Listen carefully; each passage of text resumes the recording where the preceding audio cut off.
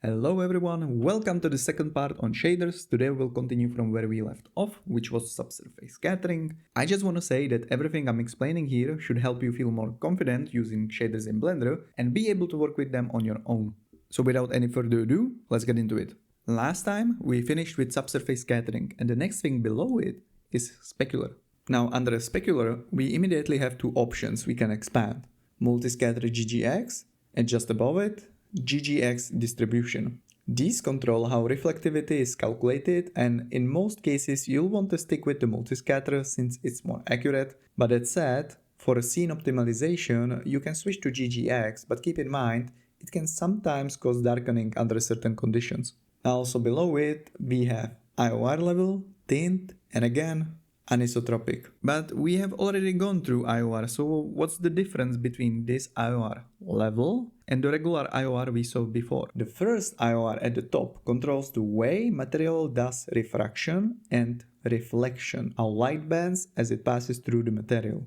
The IOR level inside Specular controls the strength of these reflections. In Blender, a value of 0.5 keeps everything as it is. It's a number that kinda works for everything. A value of 0 removes all reflections and 1 doubles them. It's important to stay between 0 and 1 because going outside that range may create unwanted or unrealistic results. Tint. Tint changes the color of the reflections and is mostly visible on the edges, or better said, the outline of the object. Normally this reflection is white, but mostly metal or materials like gold can have a tinted highlight color. Anisotropy. Anisotropy works the same way as we discussed before. At 0 it's isotropic, meaning reflections spread evenly across the surface. At 1 reflections are stretched in a single direction, which you control with anisotropic rotation below it. You can also plug a vector map into the tangent input to drive the direction of anisotropy, and this effect can mostly be seen on something like a pot. Transmission. This one is simple. Transmission is used for materials that both reflect and refract light, like glass, water, or jelly. How the light bends inside is once again controlled by the very first IOR at the top.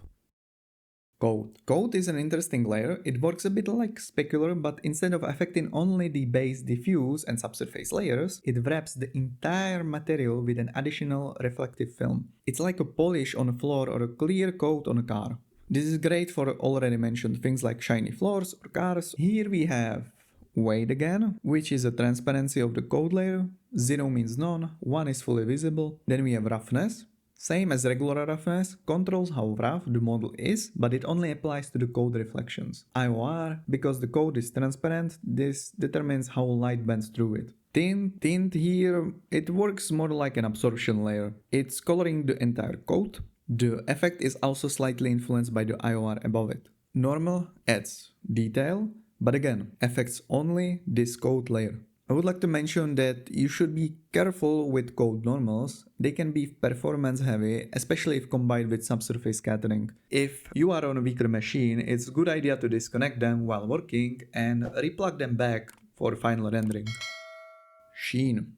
Sheen works somewhat like diffuse roughness. It adds a soft fabric-like effect to the surface. It's a bit similar to the glow velvet has on its edges, which is why you mostly use it on similar like fabrics. It can also be used as a dusting effect on certain materials. Weight again controls the visibility of this shader layer, which is sheen. Roughness here works so that the higher the value, the more it spreads across the entire material towards the center from your viewing angle. Lower the value, on the other hand, mainly affects the edges and outlines. Tint controls the color of the sheen. At high roughness values, you will see it across the whole material. Emission. Emission makes the material itself emit light, essentially turning it into a light source. The whole object becomes like a glowing lamp. This is commonly used for things like light bulbs, glowing eyes, buttons, and so on. Strength controls how intense this glow is. You can also plug in a texture map if you only want certain parts of the objects to emit light. However, in many cases people simply separate the part of the mesh and assign it its own emission shader without using any map. I also want to mention that if you want that glow-like effect, you need to do it in composition, which is a bit more advanced again, but in case you were wondering why it's not glowing much, that's the reason. The color of the emission will just become more white if you are cranking up the strength. Thin film. And finally, we have thin film.